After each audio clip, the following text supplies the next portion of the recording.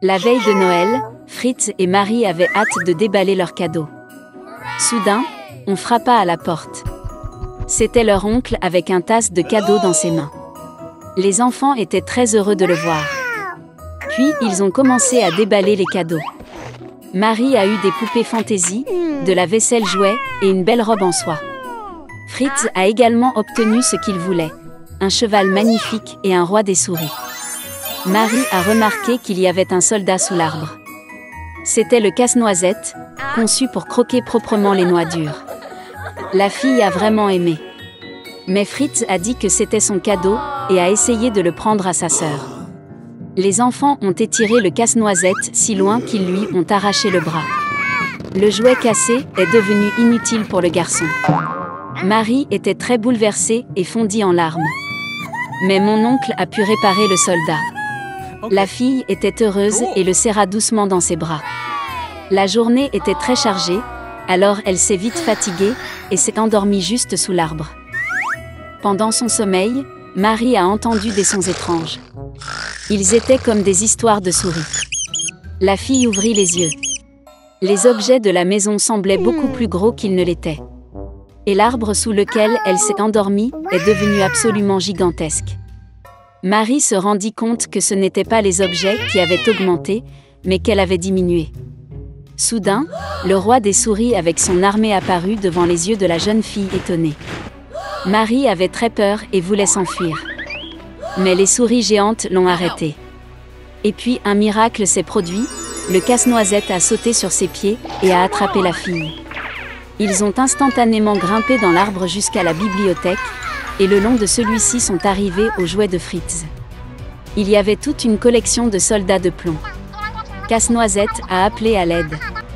Les soldats ont immédiatement sauté sur leurs pieds et ont couru après lui. Casse-noisette a pris le commandement de l'armée, et les soldats ont commencé à combattre l'armée du roi des souris. La bataille entre jouets et souris était féroce. Mais, malheureusement, il y avait trop de souris, et l'armée de Casse-noisette a commencé à subir la défaite. Marie a vu cela et a couru hors de sa cachette.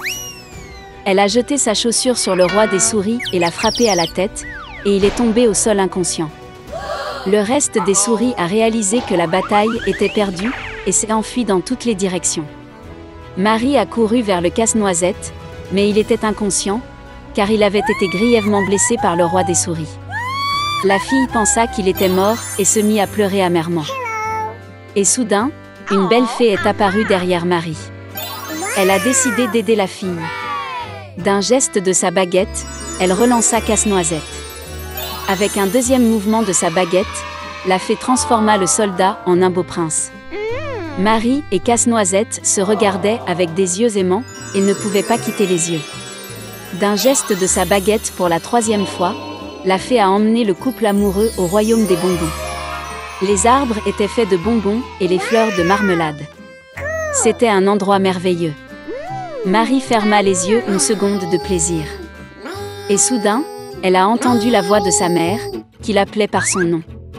Ouvrant les yeux, la fille vit sa mère, qui la regarda avec confusion. Marie ne pouvait pas non plus comprendre ce qui se passait.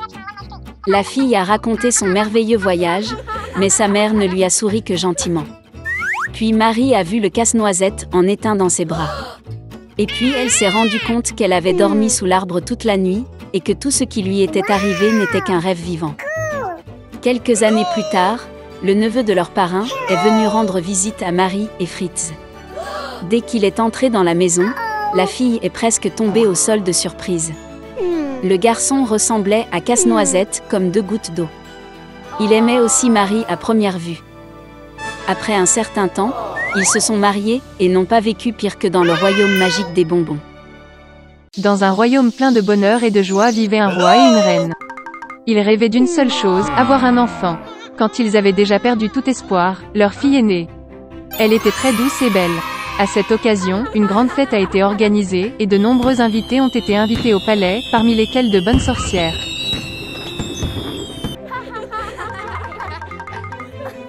L'accueil le plus chaleureux et le plus cordial leur a été réservé. Mais le roi et la reine ont commis une grave erreur, ils ont oublié d'inviter une autre sorcière. Elle n'avait pas quitté sa tour depuis de nombreuses années et tout le monde pensait qu'elle était morte depuis longtemps. Lorsque le moment est venu de faire des cadeaux à la princesse, les fées l'ont généreusement récompensée par sa beauté, son bon cœur, son intelligence, une belle voix, la capacité de danser et de jouer de divers instruments de musique. Quand le tour est venu à la dernière sorcière, une fée maléfique est soudainement entrée dans la salle, qu'ils ont oublié d'inviter à la fête. Des couverts lui ont été immédiatement apportés, mais elle a estimé qu'elle n'était pas reçue aussi respectueusement qu'elle le devrait. Tirant le gobelet et l'assiette loin d'elle, elle murmura un sort. La sorcière souhaitait que le jour de son 16e anniversaire, la princesse se pique la main avec un fuseau, et de cela elle mourut. La reine pleura amèrement à la volonté de la méchante sorcière, et le roi ordonna de saisir la sorcière. Mais elle avait déjà disparu avec un rire inquiétant. Heureusement, la dernière des fées n'a pas encore eu le temps de dire son souhait à la princesse. Elle ne pouvait pas annuler le sort, mais a promis que la fille ne mourrait pas, mais ne s'endormirait profondément que jusqu'à ce qu'elle soit réveillée par le baiser d'amour. Le roi a immédiatement ordonné la destruction de tous les fuseaux du royaume. Et puis vint le jour du 16e anniversaire de la princesse, le jour dont la fée maléfique a parlé. La princesse a grandi pour être une fille belle et gentille. Le roi a ordonné à 3 sorcières de veiller sur elle.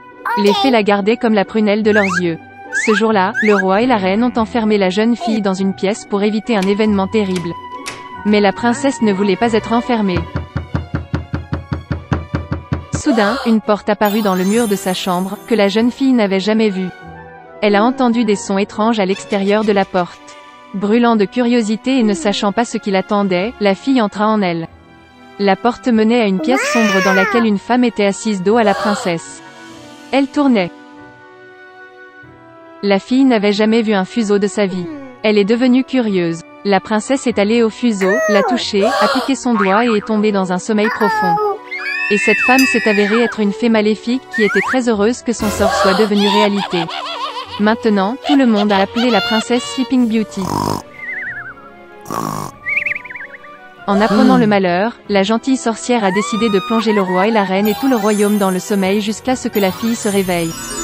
Bientôt, des forêts d'arbres et de buissons épineux si impénétrables se sont développées autour du château que personne ne pouvait passer à travers un tel fourré. 100 ans plus tard, un beau prince d'un autre royaume part à la chasse. Voyant de loin les tours du château abandonné, il se souvint de la vieille histoire de la Belle au bois dormant, que ses parents lui racontaient. Et le prince a décidé de rentrer. Il avait du mal à se frayer un chemin à travers les forêts impénétrables d'arbres et de buissons épineux. Mais à la fin, le prince s'approcha des portes du château abandonné. Il fit le tour du château tout entier et regarda dans la salle du trône. Là, le prince vit le roi et la reine dormir. Puis, dans l'une des chambres, il a remarqué la Belle au bois dormant, elle dormait sur un lit décoré de fleurs. Le prince alla vers le lit, regarda la belle princesse et sentit l'amour remplir son cœur. Il ne pouvait pas se retenir et embrassa la Belle au bois dormant. Et à ce moment-là, elle ouvrit les yeux et vit un beau prince. Le roi et la reine se sont également réveillés, tout comme tout le royaume. Ils étaient ravis, et en l'honneur des mariés, le plus beau mariage que le monde ait jamais vu a été immédiatement organisé. Depuis, ils ont vécu heureux pour toujours.